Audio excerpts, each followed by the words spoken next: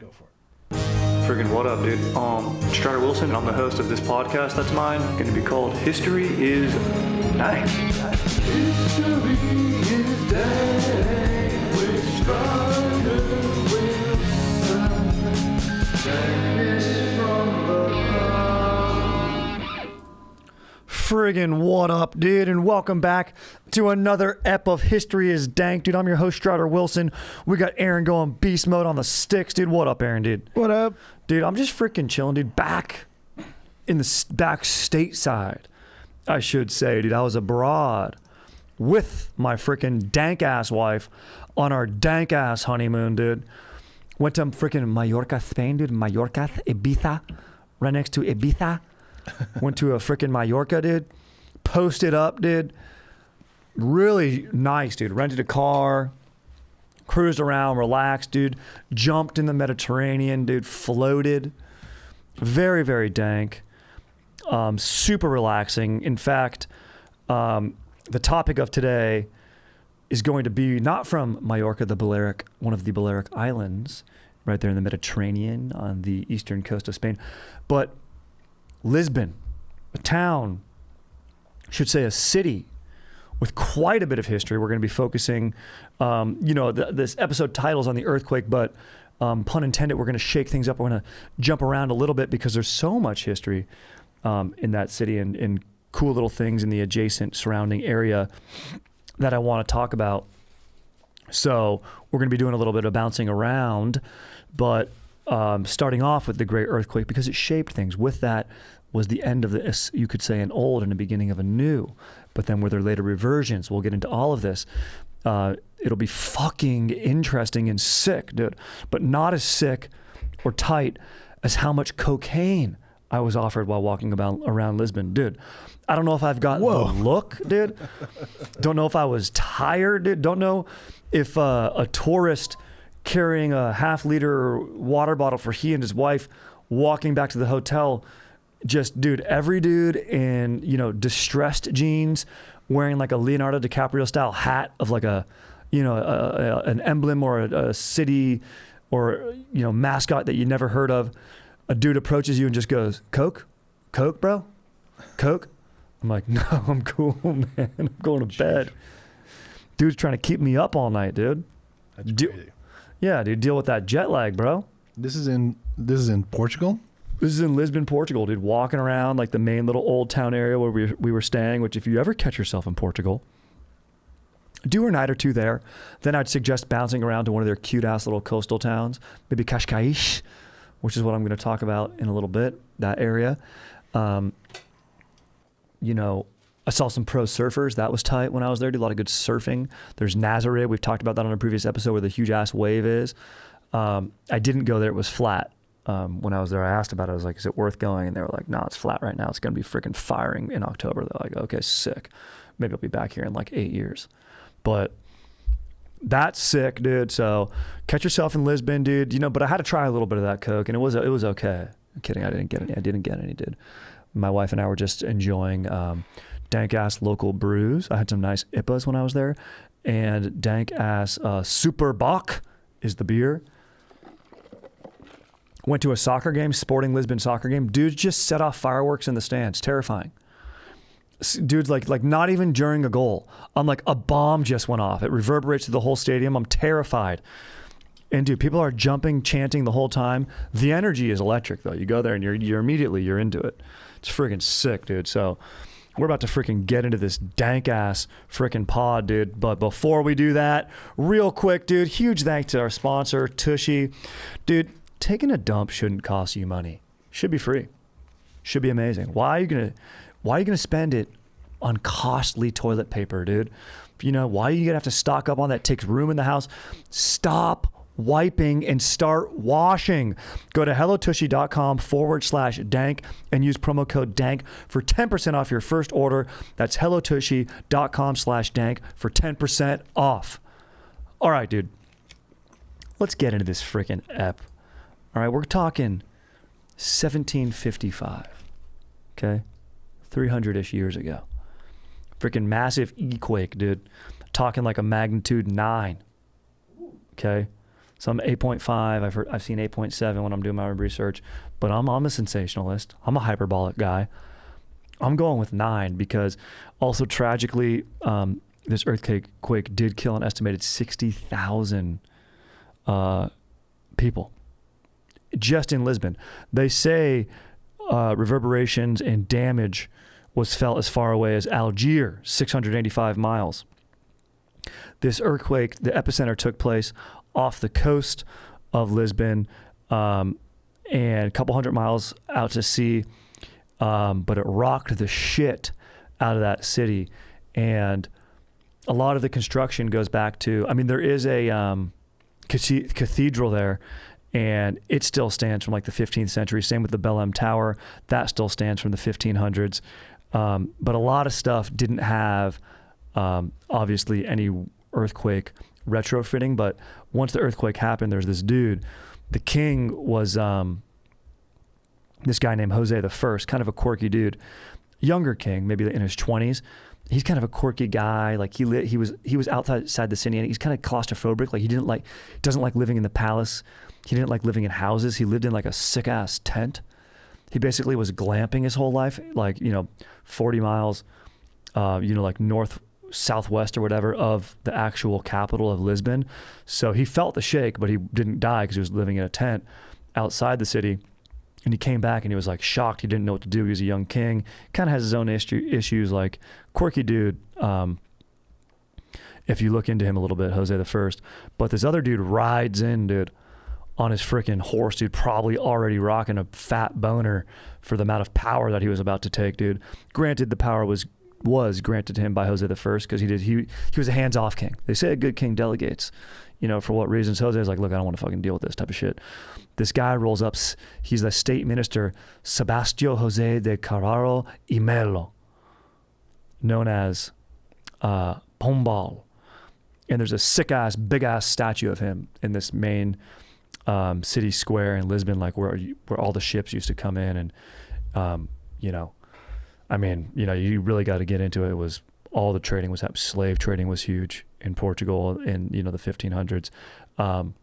Of course, all the riches that they were taking from their colonies, Brazil, India, Bombay, from all over the world, really. I mean, Portugal in the 1500s was a huge, huge power. Basically all the way up until the British built the Suez Canal in Egypt, and then later, because Portugal had the quickest route over to Africa and India. Anyway, that's beside the point. This freaking earthquake comes and it strikes on, and I'll get more into Pombal. Oh, my final point on that was the buildings that stood were those that had the arches, and those were better because they were they took the load off of walls. They made the walls less load bearing and enabled a little more movement for the structure. So Pombal saw that and he's like, look, all these new buildings are going to have arches and shit. And he basically is known for, Lisbon's known for being the very first earthquake retrofitted city. He also these things called Pombalo cages, wooden cages that were the interior, basically the skeleton of a building with stone and stuff around it. And that would allow for shaking and movement during an earthquake to limit damage. Because, dude, it was horrendous, bro. First of all, huge Catholic nation, Portugal. Still a lot of Catholics there today. But back then when this happened in 1755, that was the state religion. And it happened on All Saints Day, November 1st, 1755. So people are like, this is very auspicious. People say, hey, is this the price we're paying for stealing all the riches from the New World? One of the, there was a building called Casa de India alone, tons of diamonds from India. It was 2% of Portugal's GDP just burnt up in flames. And that's what was extra bad about this earthquake, is because it was All Saints Day, everybody was praying in church. So a lot of people were in churches. Those churches toppled over. They were also lighting candles, vigils for, deceased family members. That's what you would do.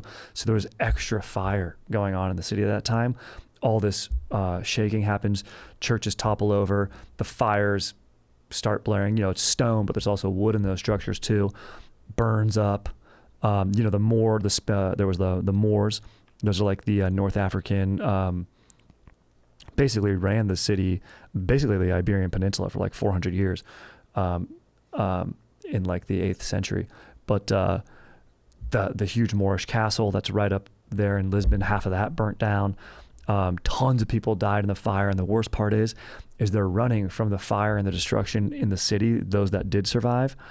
And like I mentioned earlier, the earthquake took place, a tectonic shift in the mid-Atlantic, and it produces tsunamis, basically waves like 20, 30 feet tall, fucking cruising in and hitting the city. So people just ran into tsunami waves, and it's the Tagus River in Lisbon is right there where it meets the Atlantic. So it just came, and it's the sea level is like right at 0. So those waves just came in and then drowned a ton of people that did survive the fires and the rumble. And also this earthquake lasted 3 to 6 minutes, bro. Yeah, how fucking gnarly is that? And they know that, and it's a really well documented earthquake because Pomblo, the guy who stepped up riding in with his boner on his horse, he's like, look, I want to know all the facts for when he's like, we're going to rebuild the city, we're going to bury the bodies, we're going to start anew. And he sent out like, basically like not a census, but he wanted information on people, what buildings they were in, what were their experiences. And he made a point of being like, do not put, he filled out the questionnaire, like made it a template, and none of it included God. And this was like a big symbol of him and Portugal going forward at this point, was like, this is sort of a departure from like church and state. Of course they were always close, but he was a guy who spent a lot of time abroad and wanted Enlightenment ideas. So this destruction brings like growth and enlightenment in the form of Pomblo and his rebuilding. So it's sort of a departure from the past, but we'll see there will be future reversions. But it's interesting. And he's like, look, dude, don't tell me God did this. He's like, you guys, he's like, you put this on his thing. He's like, do not say that. I don't want to hear anything about ghosts or anything spiritual in your accounts. He's like, tell me what time you were, what place you were in, how long you felt the shaking lasted for in your best estimation, what destruction went on around you, what held up around you, what was good, were you able to move out here? And so basically he's like, just fucking give me information, people. And then he started like, he basically was in power for 22 years. And he was a controversial figure because it was a religious country and he wants to step them into a modern era. And, you know, he brings in modern thinking of, you know, seismology to a degree, architecture, disaster planning. He tried to plan routes for people to run inland. And look, it's your instincts. There's fire burning in a city. Where are you going to run? Hey, let's go to the water. Bad news is a fucking tsunami comes and gets you. So he's like, we need to have escape routes. And because I've been to Portugal, and if you've ever been, it's a hilly city. It's kind of like a little San Francisco-y. I wouldn't say quite as hilly, but it's like, it's what do they call that? Like a delta where a river meets maybe a delta is where multiple rivers come together. Maybe it's a tributary where the river meets the ocean. And it's a huge ass bay. And it has similarities to San Francisco, and I'll get into a few more in a bit. But he tried to plan, he's like, look, we need routes out of here. Where's like the Roland Emmerich movie about this guy? I know. Dude, there should be one. And this earthquake. Like, dude, that's a great call. And just the planning and everything afterwards, like a very quirky character. I could see Paul Thomas Anderson making a guy like this where he's like, your religion is foolish. You know, you could see Daniel Day-Lewis playing Pomblo, you know, putting on an accent, and then you could have a weird character actor playing Jose the First, maybe Rami Malek. He'd play him, be like super quirky and odd. 100% could see that happening. But it's just kind of tough because it's like rebuilding, so there'd have to be like, there's another movie that could be made in Portugal, this Carnation Revolution that we're going to get into in a little bit. But people say, you know, look, Portugal's a seafaring nation. You know, a lot of the spoils that they brought from the New World, as they called it, did not trickle its way down to the people, the Portuguese citizens. It stayed up with the wealthy one percenters, if you will. So a lot of the city saw this as divine punishment. Protestant countries, you know, this is in 1755. You already have a church split, Catholic, Protestant people. So, but Pombal sees this as a path of power and opportunity to rewrite the future of the crumbling colonial state. This is 1755. At this time, Portugal does not have the glory that it did, and that's how they perceived it. You know, it was a seafaring nation. You know, there's great revelry of seafaring. You know, they've got Vasco da Gama, the poet Camões, writing about the explorers. You know, and it is embattled. I actually went up to this huge monument that this dictator, who we're going to get into in a moment, actually we're sort of transitioning even to him now, Antonio de Oliveira Salazar, who was a dictator from the 60s up until 1974. He like loved the explorers. He like really leaned into it. He's like, there was this monument with like da Gama and like, you know, priests and everyone that went to the New World, basically brought disease, conquered people, brought riches back to Portugal, basically celebrating that. You know, the discovery and everything, and that there is, you know, that is epic, right? Camões wrote about those epics, but of course there was exploitation and all the bad things that went along with that. But this guy Alvarez was like, good things, or excuse me, Salazar. He's like, these are good things. And they had this monument. He goes, we're going to make it bigger. It was unbelievable, bro. So he literally made it bigger. I saw it, and the guy was like, do you guys want a picture by that? We were like, no, probably a little tone deaf. Maybe we won't, but cool. Anyway, let's first of all wrap up a little bit about Pombal before fully transitioning into the Schmoll Salazar. Pombal, he spent years in England and Austria, was exposed to new enlightened ideas. He's seeing obviously the church split in England and, you know, all these things, basically just being like, dude, look, priests should be allowed to bone. You know what I'm saying? Basically, you know, the church didn't want priests to bone because if they had families, and then they would have to, those families would then get those properties. So the church didn't want priests. They would say, oh, you need to focus on God. Other religions, priests can bone and have families. But in the Catholic Church, they're like, no, but really it comes down to property. Because if the priests don't have family or anything like that, then they don't own that property. The church still does. So it's a money move, bro. You have Pombal. He assumes control. He's an enlightened guy. He's sort of a despot. He's a bit of a double-edged sword. He does, you know, if people oppose him, he does take brutal control. He tortures families that he doesn't like. He bans the name Tavora. He didn't like these members. They were like more religious. And I think they actually did try to have a plot against the king's, they try to assassinate the king at one point and so they're not exactly good people and take more power. And he renames this river to the River of Death from the River Tavora, named after that family. And no one's allowed to have that name in Portugal. Wow. Yeah. And then when Dom Jose I does die, Pombal is immediately ousted and banished by the king's religious daughter. So it's because of religion. It's crazy how, look, people, man, they're religious. They've got their beliefs.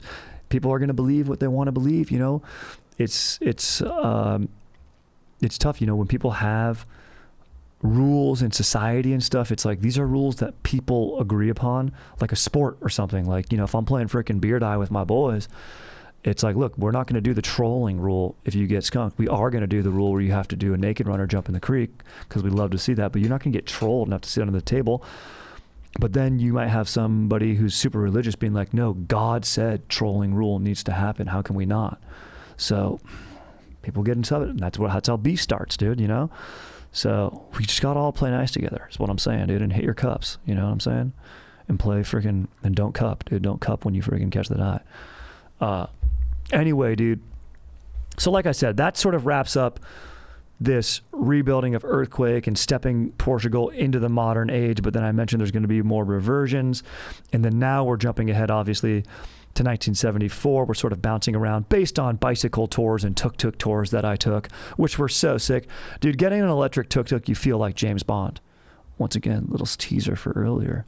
Bond has a tie to Portugal, just so we know. Just so you, in case you didn't, James Bond character maybe was invented in Portugal.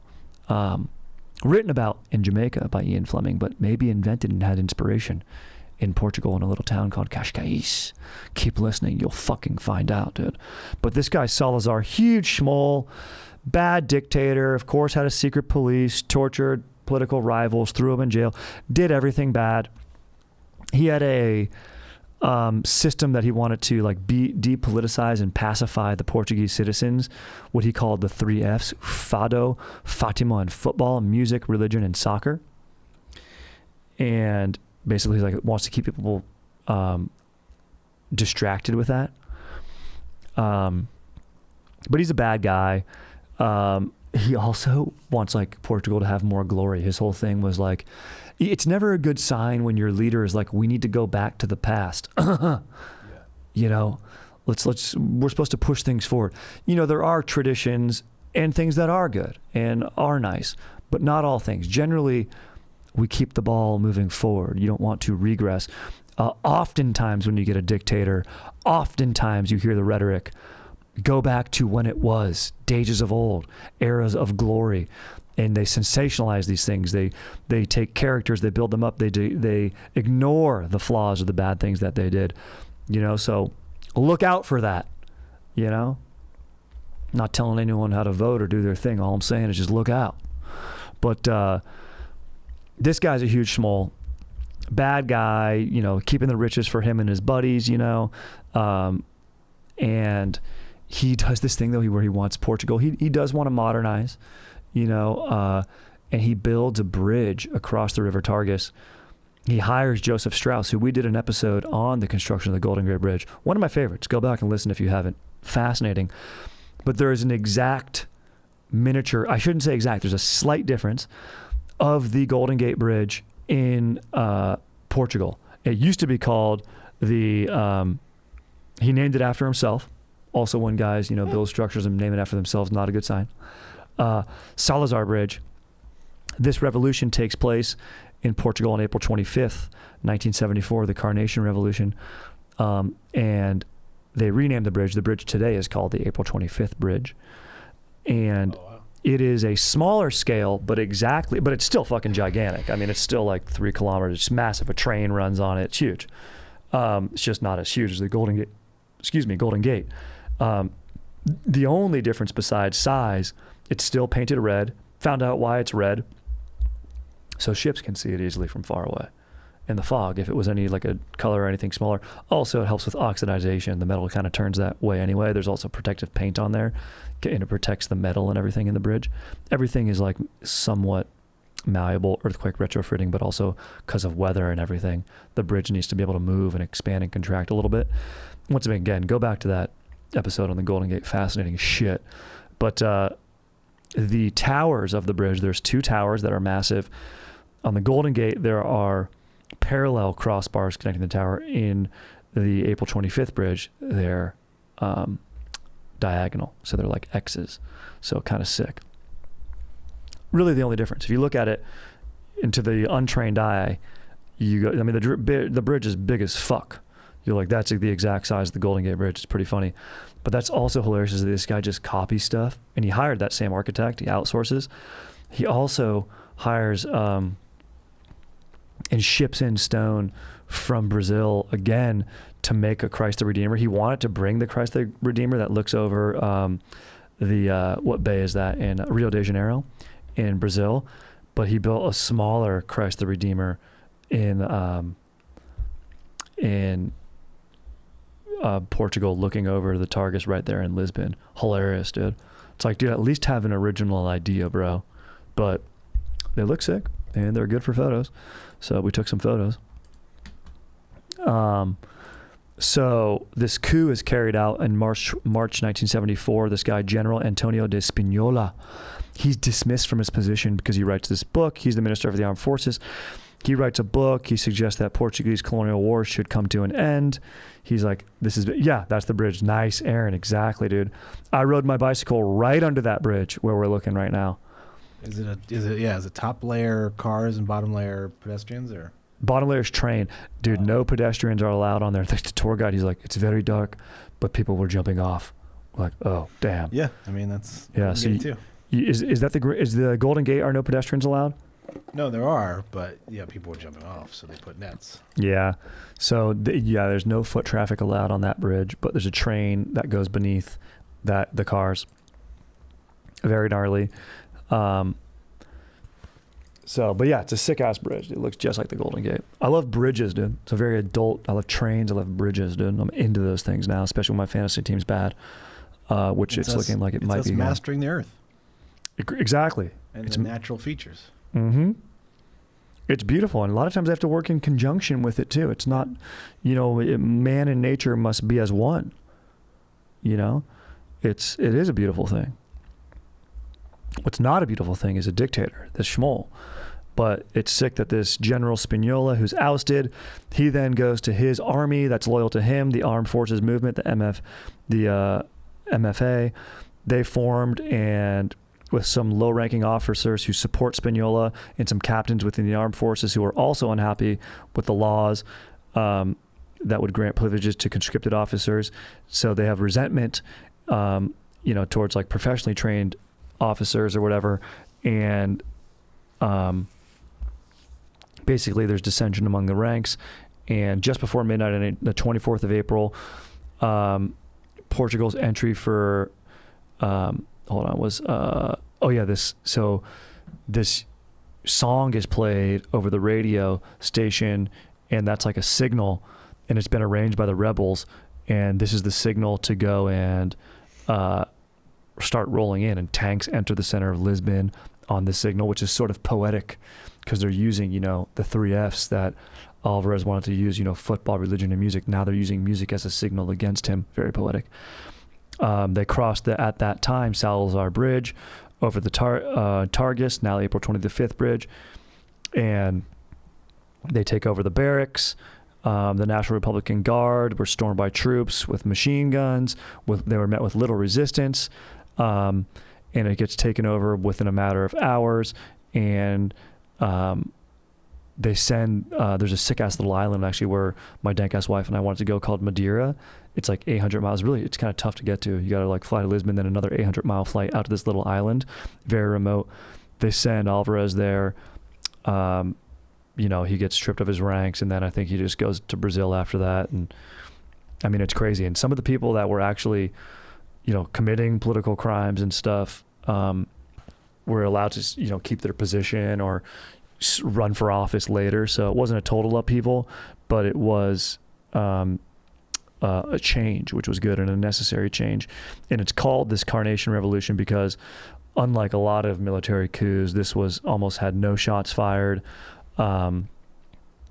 Really nobody, a few citizens were killed, like a handful of citizens were killed. But the soldiers placed flowers inside their guns and pinned them on their uniforms, the carnation. So it became a symbol of the revolution and a success to bringing democracy to Portugal, with very little bloodshed. So that's nice. Romantic. Moving right along. Now let's get into a little bit of more romance. Now we're going to go a little bit farther back into the past. Like I mentioned, we're going to be jumping around, shaking things up. We're going to go to 1838, and we're going to talk about a love story in a castle dedicated to love. But before we do that, first, look, dude, if you're cleaning with baby wipes, you get nasty chemicals all up in those cracks in your beehole, start washing with Hello Tushy Bidet to save your butthole, dude. Look, my buddy Jeff got me turned on to my Hello Tushy Bidet, and I thank him every single day. In fact, he keeps us in touch. When I sit down to handle business, I send him a little text of a smiley face, and he knows exactly what it means. And when he does, he sends me one back. Honestly, dude, giving a gift of a bidet, use this discount code I'm about to give you. Send it to your friends. Give yourself a gift. You're going to save money on toilet paper. Even if you don't fully transition just to bidet, you can use a little bit, but you're going to be saving money on toilet paper using your bidet. So it's a good financial investment. And honestly, dude, my butthole, I would not be the man I am today if I didn't have my Hello Tushy Bidet. I'm serious, and that's a sick little rhyme that I just busted right there too, so that's tight. It has a 5-star review from me. In fact, it has, with over 100,000 5-star reviews, you can see why millions of people pooping. Humans, real pooping humans, already love Hello Tushy Bidet. Every Hello Tushy Bidet attachment comes with a 30-day risk-free guarantee and a 12-month warranty. There's no risk. In my opinion, this is truly a no-brainer. Dude, I was having major issues before this. When I was just traveling on my honeymoon, I missed my bidet, dude. I couldn't wait to get back to it. It's honestly has changed my life for the better, and I'm not even kidding when I say that. I absolutely love it. It is huge. I honestly, at this point, I'll say I need it, dude. I love that thing. So it's awesome. It's also easy to install. I'm the least handy guy in the world. You know, I can barely tell the difference between a Phillips head and a flathead screwdriver, but I installed the bidet. Super easy. And it's so worth it. So the Hello Tushy bidet cleans your bum with a fresh stream of water that is 2 times better than wiping and prevents poo particles from spreading to your hands and everything you touch. It attaches to your existing toilet, requires no electricity or additional plumbing, and cuts toilet paper usage by 80%. A Hello Tushy bidet pays for itself in under a year. Stop wiping and start washing. Go to hellotushy.com/dank and use promo code DANK for 10% off your first order. That's hellotushy.com/dank for 10% off. Boom, dude. Do yourself the favor. All right, so moving right along, there's this King Ferdinand II of Portugal. His marriage to, let me look up the name. Her name, I had to look it up later, a little bit later, to Isabella? Queen Maria II of Portugal. But there is an Isabella. That's Spain, I think. Yeah. There's, and they all cross too over, you need royal family, royal bloods, and, Spain and Portugal obviously were fighting for long, long times. Napoleon invaded Portugal at one point. The king fled to Brazil and lived there for a long time. Anyway, the Ferdinand II, he marries, and it's neither of them are present for their marriage because this is a royal marriage, and marriage is a contract. I mean, it still is a contract that you enter, but obviously nowadays, we want love to be involved. That's a different part of the story. But this is Queen Maria II of Portugal and King Ferdinand II. He's kind of Austrian, but he's going to be the ruler of Portugal. And neither of them are present for their marriage, but when they see each other, and I tell you, Aaron, this is not out of a Hollywood movie, they love each other. They have 11 kids together. Mary II ends up dying of child birth. Also, it's like, dude, at this point, pull out, bro. Like, you have your heirs, dude. Like, let your wife live a little bit. Like, dude, of course she's going to die after giving her 11th. But look, it's a religious state. Even now, 1838, even at this time, it was. So, but we won't get into that. Let's talk about the love. They have a forced marriage, right? A marriage of states is for power. It just so happens to work out that they love each other. King Ferdinand loves his wife so much. He goes, I'm going to build her a castle in the sky, which I went to this castle, Peña. It's beautiful. UNESCO World Heritage Site. Awesome colors. It's not like a castle that you're thinking of, like stone and brick. There is one right by there, a Moorish castle that it kind of looks down on. It's even above that. Unbelievable views. He plants a huge forest with trees from every continent in the world right there. It used to be like sort of a bald mountain. Now it's this beautiful, lush forest with hiking and little trails and ponds and stuff. It's straight up a fairy tale. Very romantic. Good spot to visit on the honeymoon, but, littered with tourists. But anyway, very beautiful love story. It's a fusion of Bavarian, Manuelian Gothic, which that's a specific Gothic. This King Manuel of Portugal, he would put sort of some Portuguese symbols, seafaring symbols, along with classic Gothic architecture, on also a mixture of Moorish architecture that creates this Manuelian Gothic style that's on the famous cathedral there in Lisbon. It's called the Cathedral of Geronimo's Monastery. Actually, it's a monastery, Geronimo's Monastery, and that actually stood. That was constructed in the 1500s. They built it quickly, as a sign of power. But you got to have a big ass cathedral. When people come into your port, they see that, they go, hell yeah, dude, these guys are powerful, dude. Sick ass building. And when traders and people come from all over the world, merchants and such. Anyway, it's a blend of architecture, built right up upon the rocks, like Aaron and I were talking about earlier. This intersection of man and nature, very beautiful. And that's a sick ass spot to see. So I just wanted to talk about that a little bit because it was tight. So if it's a little town called Sintra, is right below the Palace at Peña, and Sintra's very cute little town. Nice trees. You can literally smell the trees. It's an aromatic town. Beautiful stone roads. With stone walls along the roads as you go up there. A very romantic town. Also, I should say this and confess this at one point.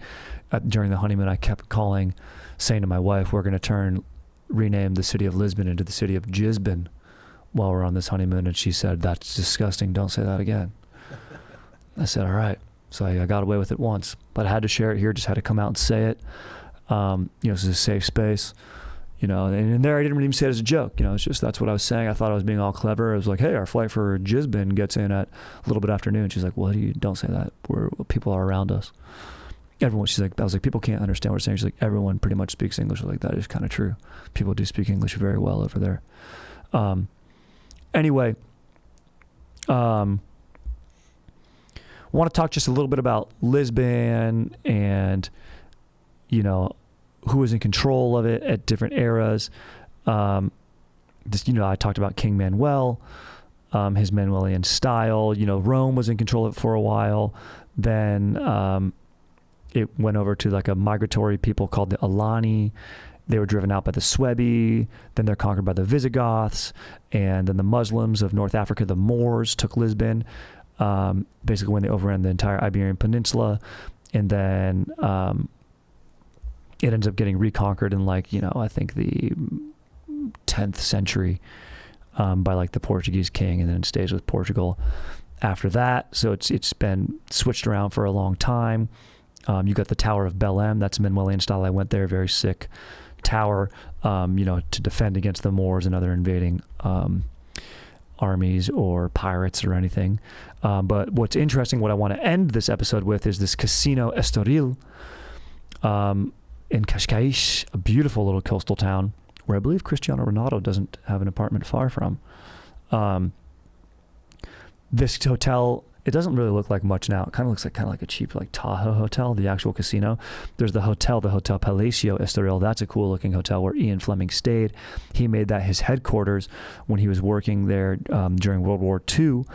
He served a brief, he was a journalist before the war, and he became working for the Naval Intelligence Division and a personal assistant to his director, Rear Admiral John Godfrey, in May of 41. And they would visit Lisbon together, and they would go to Washington. They wanted to kind of promote Washington, this intelligence cooperation, like an MI6.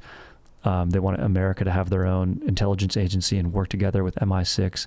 Basically, they would call the Office of Strategic Services a forerunner of the CIA. So they're setting that all up.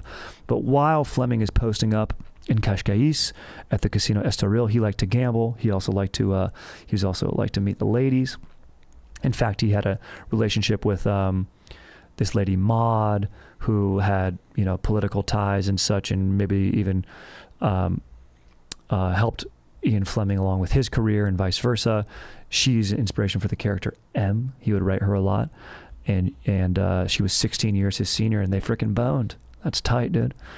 But anyway, while posting up in Lisbon at the casino, Flemming met this guy Dusko Popov. And he was like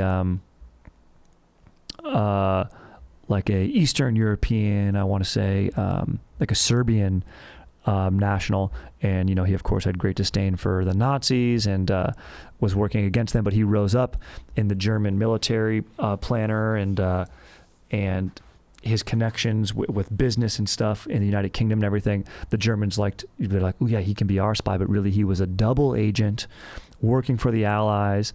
And he was Flemming's inspiration for Bond. He would gamble. He was a suave guy, good-looking guy. He dated like a famous, I think, French actress at one point, among many other ladies. And he was some of his deceptions included, most famously, Operation Fortitude, where he convinced the Germans that the Allied invasion, basically the D-Day invasion, was going to take place in Calais, not Normandy, diverting hundreds and thousands of German troops away from Normandy. So basically, making Operation Overlord or playing a part in a big part in Operation Overlord's success. So that's fucking sick.